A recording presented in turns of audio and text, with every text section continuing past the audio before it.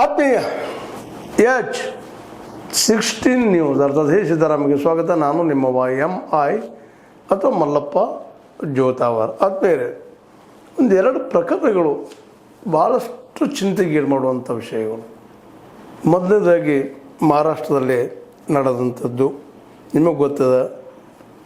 65 ವರ್ಷದ ಭೀಮರಾವ್ ಕಾಂಬ್ಳೆ ಅನ್ನುವಂಥ ವ್ಯಕ್ತಿ ಪಾಪ 3 ವರ್ಷದ ಬಾಲಕಿ ಮೇಲೆ ಅತ್ಯಾಚಾರ ಮಾಡಿ ಕೊಲೆ ಮಾಡಿದ ಪ್ರಕರಣ. ಅವ್ನಿಗೆ ಶಿಕ್ಷೆ ಆಗ್ಯದ. ಇವತ್ತು ಪ್ರಕಟ ಆಗಿದೆ ನ್ಯಾಯಾಲಯ.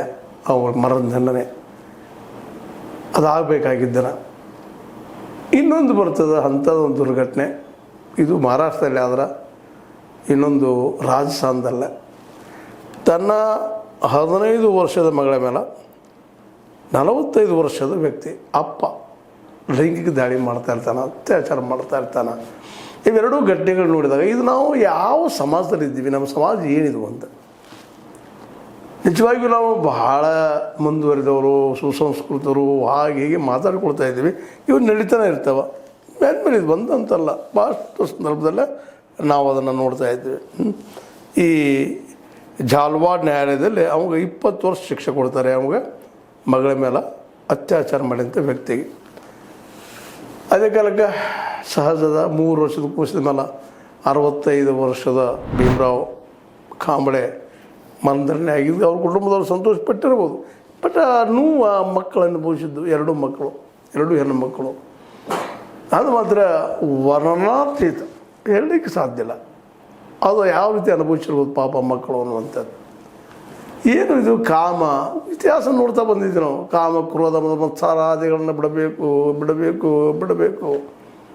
ಪ್ರತಿಯೊಂದು ಧರ್ಮದಲ್ಲಿಯೂ ಹೇಳಿಕೆಗಳು ಕೇಳಿದ್ದೀವಿ. ಧರ್ಮಗಳು ಪರಿವರ್ತನೆ ಮಾಡಲಿಕ್ಕೆ ಪ್ರಯತ್ನ ಮಾಡಿದ್ದಾರೆ. ನಮ್ಮ ಸಂಸ್ಕೃತಿಯಲ್ಲಿ ಅದನ್ನು ವಿರೋಧ ಮಾಡ್ತಾ ಬಂದದ್ದು. ಆದರೂ ಇದು ಅದೇ ರೀತಿ ಮುಂದುವರೆದು ಯಾಕಂತದ್ದು. ಕಾಮ ಅನ್ನುವಂಥದ್ದು ಕಣ್ಣಿಲ್ಲ, ಅದಿಲ್ಲ. ನಾವೆಲ್ಲ ಡೈಲಾಗ್ಗಳನ್ನ ಕೇಳ್ತಾ ಇದ್ವಿ. ಮತ್ತು ಸತ್ಯನೂ ಹೌದಿಲ್ಲ ಅಂತ ಎನ್ನುವುದಿಲ್ಲ. ಮತ್ತು ಕಾಮ ಬೇಕು ಇಲ್ಲಂತಲ್ಲ, ಆದರೆ ಕಾಮ ನಮ್ಮ ಸಂತತಿಯನ್ನು ಬೆಳೆಸ್ಕೊಂಡು ಹೋಗೋದಕ್ಕಾಗಿ, ಸಂತತಿಯನ್ನು ಉಳಿಸ್ಕೊಂಡು ಹೋಗೋ ಸಲುವಾಗಿ. ಇಲ್ಲಿ 3 ವರ್ಷದ ಕೂಸನ್ನು ನೋಡಿದಾಗ 65 ವರ್ಷದ ಮುದುಕನಿಗೆ ಏನಪ್ಪ ಅದು.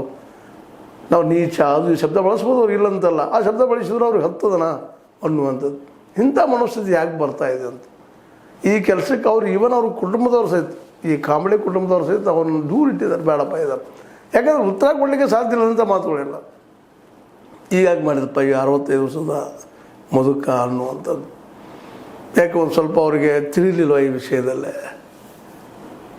ಎಲ್ಲದಕ್ಕೂ ಪ್ರತಿ ಒಂದು ಪ್ರವೃತ್ತಿಗಾಗಿ, ಇಂಥ ಒಂದು ಪ್ರವೃತ್ತಿಗೆ ನಮ್ಮಲ್ಲಿ ದೇವದಾಸಿ ಪದ್ಧತಿ, ವೇಶ್ಯಾವಾಟಿಕೆಗಳು ಅವೆಲ್ಲ ಬಂದುಬಿಟ್ಟು ಇಲ್ಲ. ಕೆಲವೊಬ್ಬರಿಗೆ ಅನುಕೂಲಗಳು, ಅನಾನುಕೂಲಗಳು, ಅದಕ್ಕೆ ಆರ್ಥಿಕವಾಗಿ ಭದ್ರತೆ ಎಲ್ಲ ಇದ್ದಾಗ ಒಂದು ಹೆಣ್ಣು ಗಂಡು ಕೂಡಿ ಹೋಗುವಂಥದ್ದು. ಏನೂ ಇಲ್ಲದವ್ರಿಗೆ ಏನಪ್ಪ ಅಂದಾಗ ಇಂಥದನ್ನು ಹಾಕಿಬಿಟ್ಟಿದ್ದು ಏನೇನೋ ಮಾಡಿದ ರೀತಿ ಆಗ್ತಲ್ಲ. ಆದರೂ ಈ ಮದುವೆ ಅನ್ನೋದು, ಕುಟುಂಬ ಅನ್ನೋದು ಎಲ್ಲ ರಚನೆ ಮಾಡಿದ ಸಹಿತ ಇದು ಹೇಗೆ ಇದು ನಡೀತಾ ಇದೆ ಅಂತದ್ದು. ಇದಕ್ಕೆ ಉತ್ತರ ಯಾವ ಹುಡ್ಕೊಳ್ಳಿಕ್ಕೆ ಸಾಧ್ಯ ನಾವೆಲ್ಲ ಅಂತ. ಇವತ್ತು ನಾವು ಭಾಳ ಕಲ್ಚರ್ಡ ಜಗದಾಗ ಮುಂದಿದ್ದಂಥವ್ರು ಹಾಗೆ ಹೀಗೆ ಹೇಳ್ತೀವಿ. ಮಗಳ ಜೊತೆ ಮಲಗು ಮುಂದೆ ತಂದೆಗೆ ಎನಿಸ್ಲಿಲ್ವಾ ಏನು. ಆ ಮಗುವನ್ನು ನೋಡಿದಾಗ ಎತ್ತಿ ಆಡಿಸಿದ ಮಗು, ಬೆಳೆಸಿದ ಮಗು, ಅದು ಎಲ್ಲಿದ್ರೆ ಇದು ಕ್ರೂರತನ ಅಂದು. ಈ ಕ್ರೂರತನ ಹೋಗಲಿಕ್ಕಿಲ್ವ. ಇದು ಇತಿಹಾಸ ಭಾಳಷ್ಟು ನೋಡ್ತಾ ಬಂದಿದ್ದೀವಿ. ಇದೊಂದು ಅಲ್ಲ, ಇಂಥ ಘಟನೆ ಮೇಲೆ ರಿಪೀಟೆಡ್ಲಿ ಆಗ್ತಾನೆ ಇರ್ತವೆ. ನಾವು ಪತ್ರಿಕೆಗಳಲ್ಲಿ ಅಲ್ಲ ಇಲ್ಲೇ ನೋಡ್ತಾನೆ ಇರ್ತೀವಿ, ಚರ್ಚೆನೂ ಮಾಡ್ತಾ ಇರ್ತೀವಿ. ಅದು ನಿಲ್ತಾ ಇಲ್ಲ. ಯಾಕೆ ಮುದುಕರಿಗೆ ಎಲ್ಲಿದ್ದು ಬಂತು ಅಂಥ ಶಕ್ತಿ ಈ ವಯಸ್ಸಿನಲ್ಲೇ ಅಂತ. ಯಾಕೆ ಇಳಿ ವಯಸ್ಸಿನಲ್ಲೇ ಕಾಮ ಭಾವನೆಗಳು ಸಾಯ್ತಾ ಹೋಗ್ತಾ ಇರ್ತಾವೆ. ಶರೀರ ಮೇಲೆ ಕಂಟ್ರೋಲ್ ತಪ್ಪಿರ್ತದೆ. ಅಂಥ ಪ್ರಸಂಗದಲ್ಲಿ ಬದುಕೋದು ಕಷ್ಟ ಆಗಿರ್ತದೆ. ಇವೆಲ್ಲ ಯಾಕಾದು ಅನ್ನೋದಕ್ಕೆ. ಅದೇ ಕಾಲಕ್ಕೆ ನಮ್ಮ ಧರ್ಮಗಳು ಸಾಕಷ್ಟು ಪ್ರಯತ್ನ ಮಾಡಿದ್ವಲ್ರಿ. ಎಲ್ಲ ಧರ್ಮಗಳು, ಹಿಂದೂ ಧರ್ಮ ಆಯ್ತು, ಇಸ್ಲಾಂ ಧರ್ಮ, ಅದು ಯಾವುದೇ ಧರ್ಮದಲ್ಲಿ ಇಂಥ ಕೆಲಸ ಮಾಡೋದು ಯಾವುದೂ ಹೇಳೋದಿಲ್ಲ. ಎಲ್ಲ ಪ್ರಾಮಾಣಿಕವಾಗಿರಬೇಕು, ಒಳ್ಳೆಯ ದುಡಿಮೆ ಇರಬೇಕು, ಬದುಕಬೇಕು ಅನ್ನುವಂಥ ಮಾತುಗಳನ್ನು.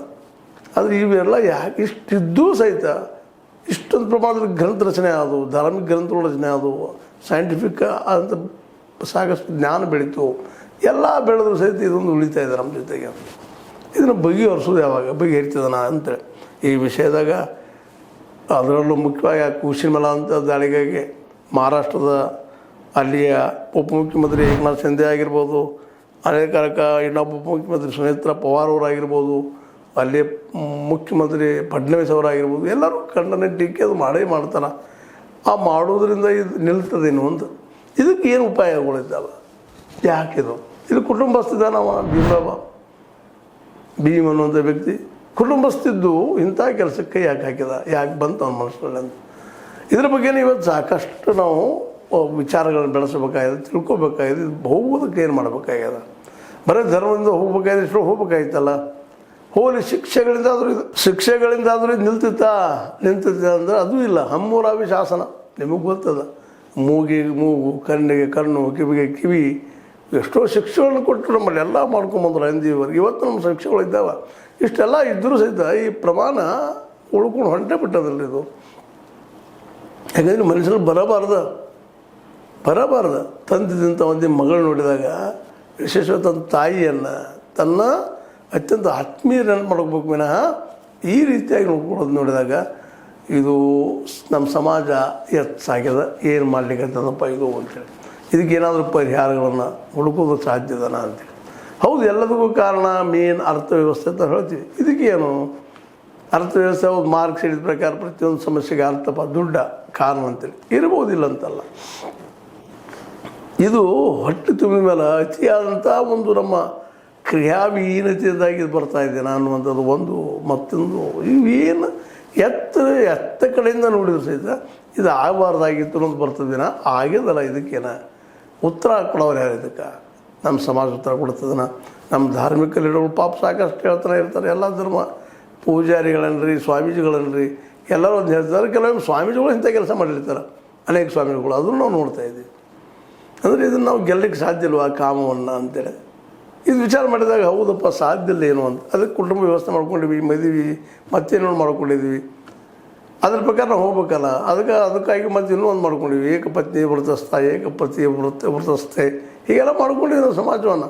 ಇಷ್ಟೆಲ್ಲ ಮಾಡಿ ಧರ್ಮದ ಬೋಧನೆ ಮಾಡಿ ಸಾಮಾಜಿಕ ಸಾಂಸ್ಕೃತಿಕ ಒಂದು ವಲಯದಲ್ಲಿ ಸಾಕಷ್ಟು ವಿಚಾರಗಳನ್ನು ತಲೆಯಲ್ಲಿ ತುಂಬಿದರೂ ಇವತ್ತು ಆಧುನಿಕ ಯುಗದಲ್ಲೇ ಇಂಥ ಘಟನೆಗಳು ಆಗ್ತಾ ಇರೋದು. ಇದು ನಾವು ಬರೀ ಖಂಡನಹಾರ ಶಿಕ್ಷಣ ಆಗ್ಯದ. ಆ ಮನುಷ್ಯಾಗ ಕಾಂಬಳೆಗ ಶಿಕ್ಷೆ ಆಗ್ಯದ. ಗಲ್ಲು ನೀನು ಸ್ವಲ್ಪ ಕಡಿಮೆ ಮಾಡಿದ್ರು ಕೇಳ್ಕೊಂಡ್ರು ಸಹಿತ ಜಡ್ಜ್ ಮಾಡಿಲ್ಲ. ಯಾಕೆಂದ್ರೆ ಘಟನೆ ಕ್ಷಮಿಸುವಂಥದ್ದನ್ನ ಅಲ್ಲ. ಹಾಗಾದ್ರೆ ಇದನ್ನು ನಿಲ್ಲಿಸ್ಬೇಕಾದ್ರೆ ಏನು ಮಾಡಬೇಕು ಅಂತ ಇಂಥ ಘಟನೆ ನಡೀತಾ ಇರ್ತಾವೆ. ಇನ್ನೊಂದು ಕಡೆ ಹೇಳಿದೆ ನಮ್ಗೆ, ರಾಜಸ್ಥಾನದಲ್ಲಿ ಕೋಟಾದಿಂದ ಬಂದ ವರದಿ. ಅದ್ರ ಪ್ರಕಾರ 45 ವರ್ಷದ ಅಪ್ಪ ಪಾಪ 14-15 ವರ್ಷದ ಮಗಳ ಮೇಲೆ ಏನು ಈ ಕೆಲಸ ನಡೆಸಿದೆ. ಹೇಳಲಿಕ್ಕೆ ಸಹಿತ ಅಸಹ್ಯ ಅನ್ನಿಸ್ತದೆ, ಸಹನೆಗೆ ಮೀರಿದ್ದೇ ಆಗ್ತದೆ. ಇಂಥ ಘಟನೆಗಳಿಂದಾಗಿ ಸಹಜವಾಗಿ ಏನಪ್ಪ ಅಂದ್ರೆ ಈ ಸಮಾಜದ ಬಗ್ಗೆ ಜಿಗುಪ್ಸೆ, ಸಣ್ಣತನ ಇದೆಲ್ಲ ಯಾಕದಪ್ಪ ಇಲ್ಲೆಲ್ಲ ಅನ್ನುವಂಥ ನೋವುಗಳು ಸಹಿತ ಹೊರಗೆ ಬರ್ತಾಯಿದ್ದಾವೆ. ಅದೇನೂ ಇರಲಿ, ಈ ಎರಡೂ ಘಟನೆಗಳೇ ಇಬ್ಬರಿಗೂ ಶಿಕ್ಷೆ ಆಗ್ಯದ. ಒಬ್ಬ 20 ವರ್ಷ ಶಿಕ್ಷೆ ಆಗ್ಯದ, ಇನ್ನೊಬ್ಬಗ ಗಲ್ಲು ಶಿಕ್ಷೆ ಆಗ್ಯದ. ಎರಡೂ ಶಿಕ್ಷೆ ಆಗುವಂಥವು ಅದಾವ, ಅನಿವಾರ್ಯದ. ಆದರೆ ಶಿಕ್ಷೆಯಿಂದನೂ ಸಹಿತ ಬದಲಾಗ್ತಾ ಇಲ್ಲ ಸಮಾಜ. ಇನ್ನೇನು ಮಾಡ್ಬೇಕು ಇದಕ್ಕೆ? ಇದನ್ನು ಮತ್ತೊಮ್ಮೆ ವಿಚಾರ ಮಾಡಬೇಕಾಗಿದೆ. ಜೊತೆಗಿಲ್ಲ ಧರ್ಮ ಮೂಲಕ ಮತ್ತೊಬ್ಬರಿಗೆ ಹೇಳ್ಬೇಕಂತ ನಾವು ಹೇಳ್ತೀವಿ. ಧರ್ಮಸ್ಥಳ ಪ್ರತಿಯೊಂದು ಮಠಾಧೀಶರಾಗಿರ್ಬೋದು, ಸ್ವಾಮೀಜಿಯವರಾಗಿರ್ಬೋದು, ಕೆಟ್ಟ ಹೋಗಲಪ್ಪ ನೀನು ಸುಮಾರು ಆಗಪ್ಪ ಮತ್ತೇನು ಮಾಡ್ಬೋದು ಯಾರೂ ಹೇಳೋದಿಲ್ಲ. ಆದರೂ ಸಹಿತ ನಡೀತಾ ಇದ್ದಾವೆ. ಅದಕ್ಕಾಗಿ ಮೋಸ್ಟ್ಲಿ ಇದಕ್ಕೆಲ್ಲ ಒಂದು ಪರಿಹಾರ ಏನಪ್ಪ ಅಂದರೆ ಶಿಕ್ಷಣ ಮೂಲಕ ಆಗ್ಬೋದಾ? ಹಾಗಿದ್ರೆ ಎಲ್ಲ ಕಲ್ತವರೆಲ್ಲರೂ ಪ್ರಾಮಾಣಿಕರಿದ್ದಾರ ಅಂತೂ ಹೇಳಲಿಕ್ಕೆ ಸಾಧ್ಯ ಇಲ್ಲ. ಬಟ್ ಪ್ರಮಾಣ ಕಡಿಮೆ ಆಗ್ತದೆ. ಅದಕ್ಕೆ ಪ್ರತಿಯೊಬ್ಬರಿಗೂ ಹೈಯರ್ ಸೆಕ್ಷನ್ ತನಕ ಕಲಿಸುವಂಥ ಒಂದು ವ್ಯವಸ್ಥೆ ನಮ್ಮಲ್ಲಿ ಆಯ್ತಪ್ಪ ಅಂದ್ರೆ ಇಂಥ ಘಟನೆಗಳು ಕಡಿಮೆ ಆಗ್ಬೋದಾ? ನೋಡಿ ನಿಮಗೇನು ಅನ್ನಿಸ್ತದೆ? ಅಂಬೇಡ್ಕರ್ ಅವರು ಹೇಳಿದ್ರೆ ಅರ್ಥದ ಒಂದು ಏನು ಪ್ರಜ್ಞೆ ಬೆಳೀತದೆ. ಆ ಪ್ರಜ್ಞೆಯಿಂದ ಇಂಥ ತಪ್ಪುಗಳಾಗ್ಲಿಕ್ಕೆ ಹೋಗೋದಿಲ್ಲ ಅನ್ನುವಂಥ ಒಂದು ನಂಬಿಕೆ. ಹಾಗಾದರೆ ಅದು ಪೂರ ಆಗೋದಿಲ್ಲ ಅಂತ ಹೇಳೋಕ್ಕೆ ಸಾಧ್ಯ ಇಲ್ಲ ಮನುಷ್ಯನ ಮನೋವಿಕಾರಗಳ ಬಗ್ಗೆ ಅಂತ ಹೇಳ್ದು. ಇದು ಇವತ್ತಿನ ಒಂದು ನೋವಿನ ಘಟನೆ. ಇವ ಬಗ್ಗೆ ಹೇಳಬಾರ್ದಾಗಿತ್ತು, ಮಾತಾಡಬಾರ್ದಿತ್ತು. ಆದರೂ ಮಾತಾಡಿದ್ವು. ಕಾರಣ ಅಂದ್ರೆ ಇವು ಆಗಬಾರ್ದು. ಜನರ ತಿಳುವಳಿಕೆ ಬರಬೇಕು, ಜನರು ಎಚ್ಚರಗೊಳ್ಳಬೇಕು. ಜನ ಎಚ್ಚರಗೊಂಡ್ರೆ, ತಿಳುವಳಿಕೆ ಹೆಚ್ಚು ಮಾಡ್ಕೊಂಡ್ರೆ ನಿಶ್ಚಿತವಾಗಿ ಇಂಥ ಘಟನೆ ಆಗಲಿಕ್ಕಿಲ್ಲ ಅನ್ನೋ ಭರವಸೆ ನಮಗೆಲ್ಲ. ನಿಮಗೇನು ಅನ್ನಿಸ್ತದ? ನಾನು ಹೇಳಿ ತಪ್ಪು ಅನ್ನಿಸ್ತದೇನೋ? ತಪ್ಪು ಸರಿ ಏನಾದರೂ ಅಂತ ಇರ್ರಿ, ಕಾಮೆಂಟ್ ಮಾಡ್ತಾಯಿರ್ರಿ, ನಿಮ್ಮ ಕಾಮೆಂಟ್ ಹಾಕ್ತಾಯಿರ್ರಿ. ಜೊತೆಗೆ ನಮ್ಗೆ ಆರ್ಥಿಕ ಸಹಾಯನೂ ಮಾಡ್ತಾಯಿರ್ರಿ. ಇದು ನಿಮಗಾಗಿರುತ್ತಿರುವಂಥ ಸ್ವತಂತ್ರ ಪತ್ರಿಕೋದ್ಯಮ. ಇವತ್ತು ಸ್ವತಂತ್ರ ಪತ್ರಿಕೋದ್ಯಮ ನಡೆಸೋದಷ್ಟು ಸುಲಭದ ಕೆಲಸ ಅಲ್ಲ.